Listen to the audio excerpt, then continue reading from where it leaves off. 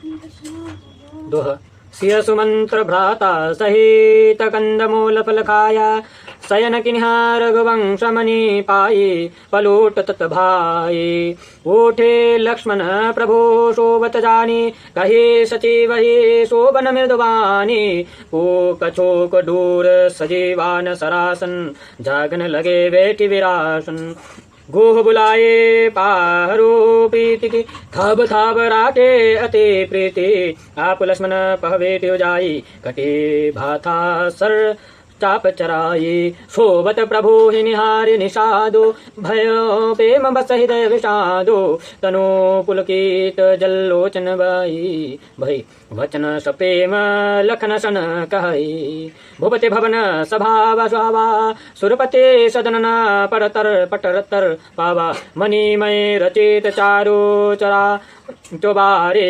जनोरतिपति निज हाथ सवारे।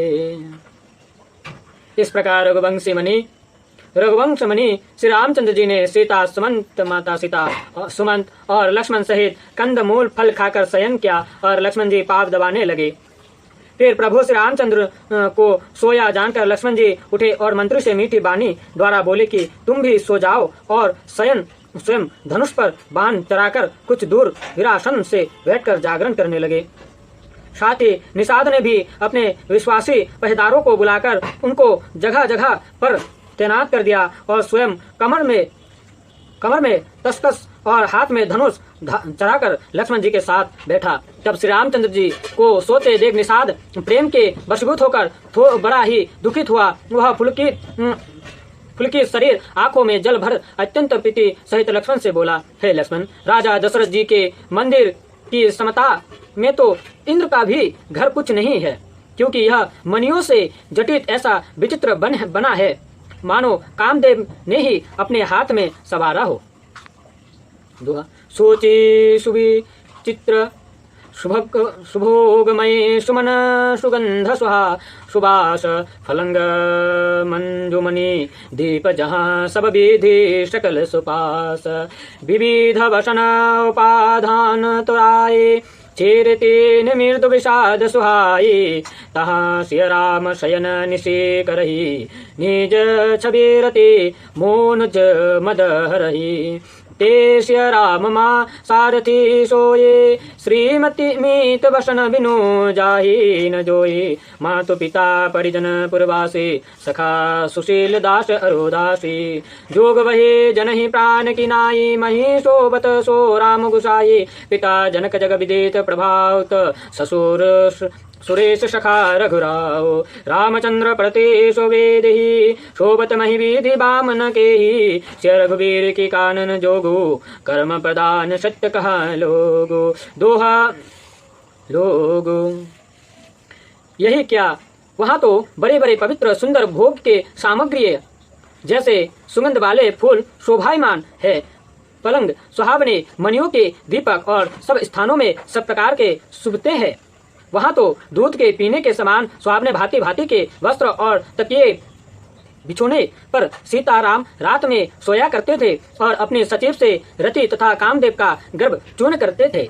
आज वही सीताराम इस वृक्ष के सात्री पर सो रहे हैं, जो अत्यंत थके हुए माता पिता परिजन नगरवासी सुशील सखा दासी और दास दासी यह सब जिनको प्राणों के समान देखा करते थे, वही गोसाई पृथ्वी पर सो रहे हैं। फिर जगत प्रसिद्ध महाराज जनक जिनके पिता और महाराज दशरथ जी जिनके ससुर है और श्री रामचंद्र जी जैसे जिनके पति है, वही सीता आज पृथ्वी पर सो रही है। विधाता किसका उल्टा नहीं होता।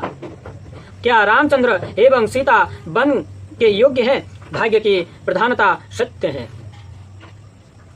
दोहा केकई नंदनी मंदमती कठिन कुटिल प्रण कही कीन जेहि रघुनंदन जानकी ही शोक अवसर दोख दिन भय दिन कर कोल बे तप कुठारी कुमति किन्ह सब विश्व दुखारी बोले लक्ष्मण मधुर मृदवानी ज्ञान विराग भक्ति रस शानी काहु न को सुख दुख करदाता निज कृत्य कर्म भोग सब भ्राता योग वियोग भोग भलम मंदा एक अनहित मध्यम भ्रम बंदा जन्म मरणतः लगे जग जालो संपत्ति विपत्ति कर्म अरु कालो धरनी धाम धनपुर परिवारो स्वर्ग नरक जहाँ लगे व्यवहारो देखी सुनई गुणी मनवाही माया कृत परमार्थ नाही।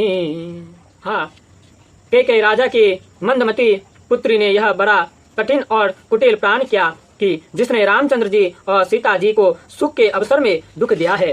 कुमति कैकेयी ने इस सूर्य वंश रूपी वृक्ष के लिए कुल्हाड़ी बन सारे संसार को दुख दे दिया। इस प्रकार श्री रामचंद्र व माता सीता का पृथ्वी पर शयन करना देखकर निषाद को भारी दुख हुआ। तब लक्ष्मण जी ज्ञान वैराग्य और भक्ति रस में शनि हुई मीठी वाणी द्वारा बोले, है भाई, कोई किसी को दुख सुख देने वाला नहीं है, किंतु सब अपने अपने कर्मों का फल भोगते हैं। योग वियोग भोग अच्छा बुरा हित अनहित मध्यम ये सब भ्रम के फंदे हैं। जन्म से लेकर मृत्यु तक यह संसार का जंजाल है। संपत्ति विपत्ति कर्म और फाल पृथ्वी घर घन परिवार स्वर्ग और नरक जहाँ तक संसार व्यवहार है।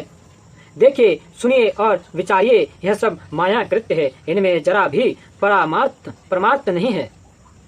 दोहा सपने होय भिखारी निरपरंकनाकपति होय जागे लाभ न हानि कोचतिम प्रपंच जिय जोई अस विचारी नहीं की जय रोषो काहु ही बादी नहीं देही दोषो मोह निशा सब शोभनिहारा देखे सपन अनेक प्रकार ये ही जग यामिनी जागे ही योगे परमारते प्रपंच वियोगी जानिए तब ही जीव जग लागा जब सब विषय विलास विराग होय विवेक मोह भ्रम भागा तब रघुनाथ चरण अनुराग सखा परमारत एहो मन क्रम वचन राम पद नेहो राम ब्रह्म परमारत रूपा अविगत अचल अनादि अनूपा सकल विकार रहित गत भेदा कही नीति नीति निरुपही वेदा।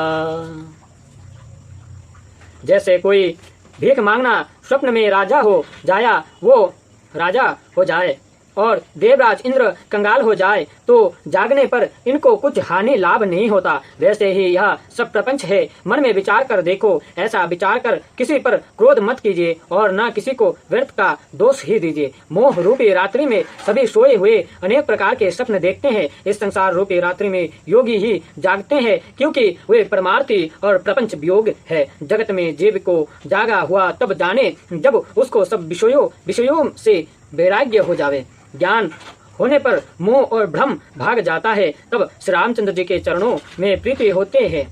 हे सखा, परमार्थ तो यही है कि मन कर्म वचन से श्री रामचंद्र जी के चरणों में स्नेह हो, क्योंकि राम ब्रह्म और परमार्थ स्वरूप है।